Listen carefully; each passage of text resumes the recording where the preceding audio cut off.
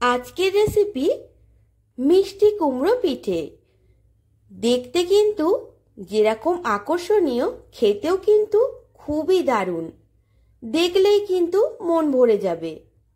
আর এই পিঠা একটা খেলে কিন্তু কোনো মতেই মন ভরবে না, মনে হবে পরপর কয়েকটা মিষ্টি কুমড়ো যেন খেয়ে ফেলি। এতটাই নরম, সফট আর তুলতুলে হয় যে আপনারা না দেখলে হয়তো বিশ্বাসই করবেন না। চলুন তবে রেসিপিটা শুরু করি। নমস্কার বন্ধুরা, ড্রিমল্যান্ড কুকিং চ্যানেলে আপনাদের সবাইকে স্বাগত। আজকের রেসিপি নরম তুলতুলে মিষ্টি কুমড়ো পিঠে। খুব সহজভাবেই বানিয়ে দেখাবো। রেসিপিটা তাহলে শুরু করে ফেলি, আর রেসিপিটা পুরোটা দেখার অনুরোধ রইল। প্রথমে একটা কড়াই বসিয়ে তাতে বেশ কিছুটা নারকেল কোড়া দিয়ে দিলাম। প্রথমে কিন্তু পুরটা বানিয়ে নেব। আর দিয়ে দিলাম এখানে খেজুরের গুড়। এখানে কিন্তু আমি লিকুইড খেজুরের গুড় ব্যবহার করেছি, আপনারা চাইলে খেজুরের পাটালিও ব্যবহার করতে পারেন। এরপর অল্প সামান্য জল দিয়ে কিন্তু ভালো করে সমস্তটা মিশিয়ে নারকেলের পুরটা কিন্তু তৈরি করে নিতে হবে। আপনারা কিন্তু এই নারকেলের পুরটা চিনি দিয়েও করতে পারেন। এরপর কিন্তু লো টু মিডিয়াম ফ্লেমে রেখে এই নারকেলের পুরটা আমি রেডি করে নেব। যতক্ষণ না সমস্ত জলটা টেনে আসছে আর হালকা একটা চিটচিটে ভাব আসছে, ততক্ষণ কিন্তু সমানে অনবরত নেড়ে চেড়ে যাব। এরপর পুরটা যখন রেডি হয়ে যাবে, তখন এখানে আমি দিয়ে দিলাম খোয়া ক্ষীর। খোয়া ক্ষীরের বদলে আপনারা কিন্তু গুঁড়ো দুধেরও ব্যবহার করতে পারেন। তাতে কি হয়, টেস্টটা কিন্তু খুবই দারুণ আসে। এরপর সমস্তটা খুব ভালো করে আবারও মিশিয়ে অন্য একটা পাত্রে আমি কিন্তু এই নারকেলের পুরটা ঢেলে রেখে দেব। পুরটা কিন্তু একদমই রেডি। এরপর ওই কড়াইতেই পুরটা তোলা হয়ে গেলে আমি এখানে দিয়ে দিচ্ছি লিকুইড গরুর দুধ। আর এই দুধটা কিন্তু আমি আগে থেকেই ভালো করে ফুটিয়ে রেখেছিলাম। এই দুধের মধ্যে দিয়ে দিলাম 2 চামচ মতো চিনি আর 1 চিমটে মতো লবণ, যাতে পিঠাটাও একটু মিষ্টি হয়। এরপর কিন্তু দুধটা যখনই একটু গরম হয়ে আসবে, তখনই কিন্তু এর মধ্যে আমি দিয়ে দেবো জর্দার কালার। দুধটা যখনই গরম হয়ে আসবে, তখনই আমি এর মধ্যে অল্প সামান্য জর্দার কালার মিশিয়ে দিচ্ছি। কালারটা দিয়েও কিন্তু খুব ভালো করে দুধটা গরম করে নিতে হবে। আর যতটা পরিমাণ চালের গুঁড়ো ব্যবহার করবেন, ঠিক ততটা পরিমাণই কিন্তু লিকুইড দুধ ব্যবহার করবেন। এরপর কিন্তু আমি চালের গুঁড়োটা দিয়ে দিলাম। এখানে আমি 250 গ্রাম লিকুইড দুধও ব্যবহার করেছি, আর 250 গ্রাম মতো চালের গুঁড়োও কিন্তু ব্যবহার করেছি। আর এখানে আমি আতপ চালের গুঁড়ো কিন্তু ব্যবহার করেছি। এরপর সমস্তটা ভালো করে মিশিয়ে নিয়ে গ্যাসের ফ্লেমটা অফ করে একটা বড় থালার মধ্যে কিন্তু ঢেলে নেব। এবারে কিন্তু হালকা গরম থাকতে থাকতে একটা স্মুথ নরম একটা ডো বানিয়ে নেব। আর ডোটা কিন্তু একদমই শক্ত রাখা যাবে না, তাহলে কিন্তু পিঠেগুলো তৈরি করার সময় ফেটে যাবে। ডোটা কিন্তু রেডি হয়ে গেছে। এবার কিন্তু এই ডোয়ের থেকে আমি লেচি কেটে নেব। আর এই লেচিগুলো কিন্তু আপনারা আপনাদের পছন্দ মতো কাটবেন। আমি এখানে সমস্ত লেচিগুলোকে কেটে নিয়ে তারপর দেখাচ্ছি। দেখুন, লেচিগুলো কিন্তু একই সাইজের আমি কেটে নিয়েছি। এরপর কিন্তু আমি পিঠেগুলো রেডি করে আপনাদেরকে দেখাবো। আর অল্প সামান্য শুকনো চালের গুঁড়ো আমি কিন্তু পাশে নিয়ে নিয়েছি। আর নিয়ে নিলাম এখানে পুরটা।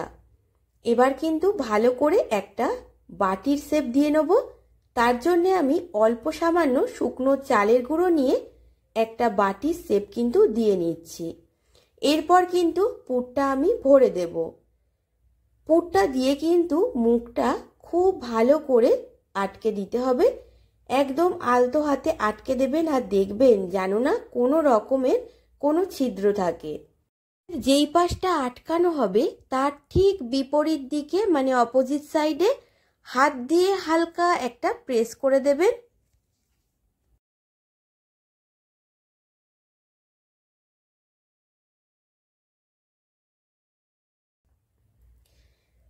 দেখুন যে মুখটা আটকেছি ঠিক তার বিপরীত সাইডে এবার কিন্তু একটা চামচের সাহায্যে আমি এখানে দাগ দিয়ে নেব। আপনারা কিন্তু এখানে 5টা বা 7টা আপনাদের পছন্দ মতো দাগ কিন্তু দিয়ে নিতে পারেন। ঠিক এইরকম আলতোভাবে আমি সমস্ত দাগগুলো দিয়ে নিচ্ছি। সমস্ত দাগ কিন্তু দেয়া হয়ে গেছে, কিন্তু তবু এখনো মিষ্টি কুমড়ো অসম্পূর্ণ লাগছে। এই কারণে মিষ্টি কুমড়োর ডান্টিটা তৈরি করার জন্য এখানে আমি একটা লবঙ্গ দিয়ে দিচ্ছি। দেখুন এবার কিন্তু একদম মনে হচ্ছে একটা মিষ্টি কুমড়োর শেপ চলে এসেছে। এই একইভাবে আমি কিন্তু সমস্ত মিষ্টি কুমড়ো পিঠাগুলোকে রেডি করে নেব। আপনাদের আমি আরও একটা বানিয়ে দেখাচ্ছি। দেখুন ঠিক এই রকমভাবে শেপটা দিয়ে নেবেন আর একটা করে লবঙ্গ এরকম দিয়ে দিলেই তৈরি হয়ে যাবে মিষ্টি কুমড়ো। এরপর সমস্তগুলো বানিয়ে আমি আপনাদের একেবারে দেখাচ্ছি। সমস্তগুলো বানানো হয়ে গেছে। দেখুন দেখতে কিন্তু কতটা সুন্দর লাগছে, দেখেই কিন্তু মন একদম ভরে যাচ্ছে। আর এত সুন্দর লাগছে যে দেখতে, সেটা আপনারা দেখলেই বুঝতে পারছেন। কিন্তু এরপর সেদ্ধ করার পর কিন্তু আরো বেশি সুন্দর দেখতে লাগে। এরপর একটা পাত্রে বেশ কিছুটা গরম জল আমি বসিয়ে দিয়েছি। আমি এখানে ইডলি মেকার ব্যবহার করছি, আপনারা চাইলে যে কোনো ছিদ্র বাটিও ব্যবহার করতে পারেন।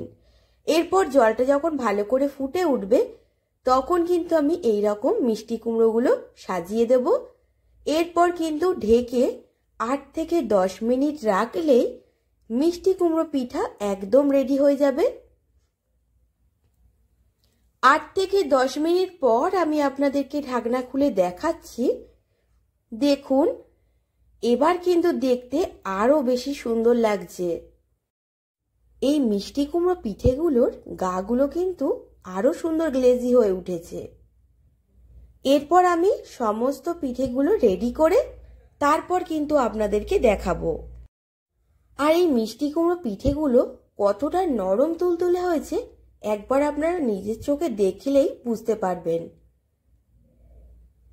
মিষ্টি কুমড়ো পিঠেগুলো কিন্তু খুবই নরম সফট হয়। এরপর কিন্তু আমি সমস্তটা তৈরি করে আপনাদেরকে দেখাচ্ছি। আমার কিন্তু সমস্ত মিষ্টি কুমড়ো পিঠে রেডি হয়ে গেছে।